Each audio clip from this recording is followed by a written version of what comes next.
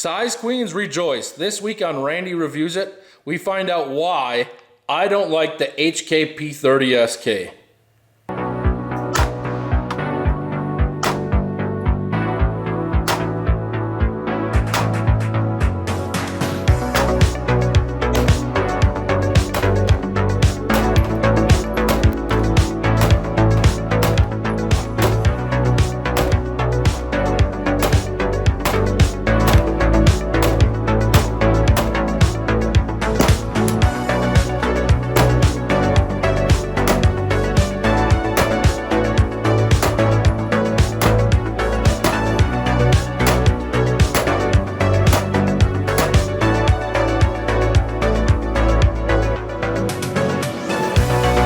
Hey everybody, Randy Reviews It here. So yes, there's something we need to talk about, and it's the P30SK.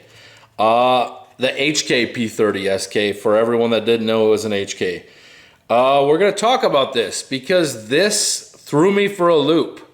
I'm a huge fan of the P30 series. If you've seen my videos, I have a P30L, I have a P30, I have two VP9s, and I recently picked this up, the HK P30SK, in a trade.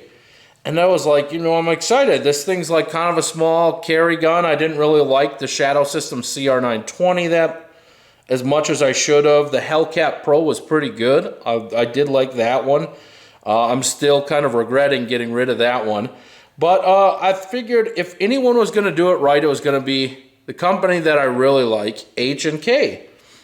Well, I got this, and I've been disappointed. So let's talk about what went wrong at first. So the trigger is just as appalling. It's the DASA version of this gun with the decocker on the back. So if you're not familiar, you can just hit this little button right here and it decocks it.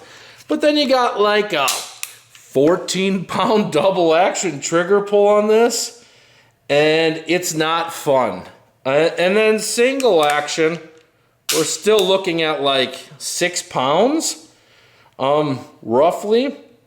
So it's a miserable trigger. And the only way that I would ever recommend one of these things is like if you're getting like the LEM version done up by Langdon or something like that, because this trigger is horrendous, absolutely horrendous, and it makes it a lot less fun to shoot. The other thing is there is a significant recoil increase between this and then the 4-inch or 3.6, I think it is, or 3.8 P30. So the VP9s and the P30s are significantly less recoil than this. Significantly less recoil. So what are you gaining in this? All you're gaining is really this grip chop here and a little bit shorter barrel. Because the problem with this gun is it's just as thick as any other P30. So where we've been seeing these micro 9s really take over lately is because they're thinner, they're easier to conceal, they're slimline. You know, the 365 is outdoing the 320.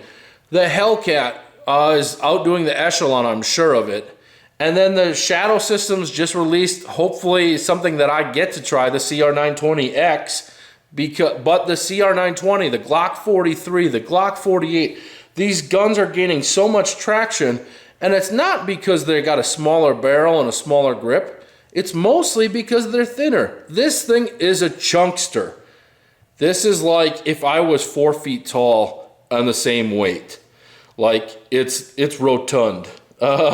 It's rough. So you do get side panels and back panels with the P30SK, which is nice, but it's still got that terrible trigger trough in this, if you can see that.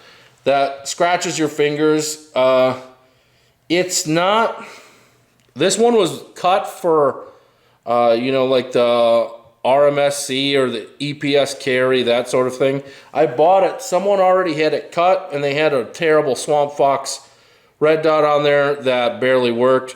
So I got this EPS carry on here. I've taken it out a few times, and I've hated it every time. I've really tried to like this, but it's just not fun.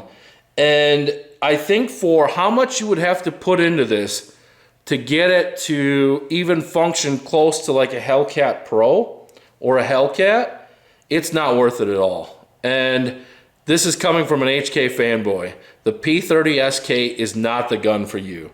I don't think you should try it. I don't even recommend trying it. It's not worth it, because if you end up liking it, you got to find the LEM model and you got to send it off to Langdon. And then let's say by chance you get the VP9SK. So it's got a better trigger. It might have an optic mount out of the box, so you're there, but it's still a chunkster.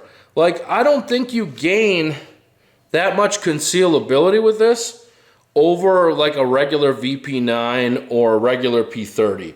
So what the return on investment isn't there on this gun, where like the 43X, the 48, the Hellcat Pro, the 365, those are all, the return on investment is there. They're very slim.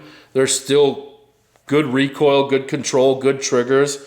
And this is none of those things. It's not slim. It's got a miserable trigger. I don't know how many times I can reiterate it. I'm just rambling at this point because this thing sucks. It is not there. Everyone told me I'd love this. I don't. If you think I'm an idiot for not liking this, if you're an HK fanboy and you want to spew on me that maybe I'm too poor to enjoy it or something along those lines, drop a comment, leave a thumbs down. If you think that this thing's a dinosaur, it's way too thick, and it's not worth it, hit that like button, maybe even subscribe. Thanks for watching, everyone. Take care.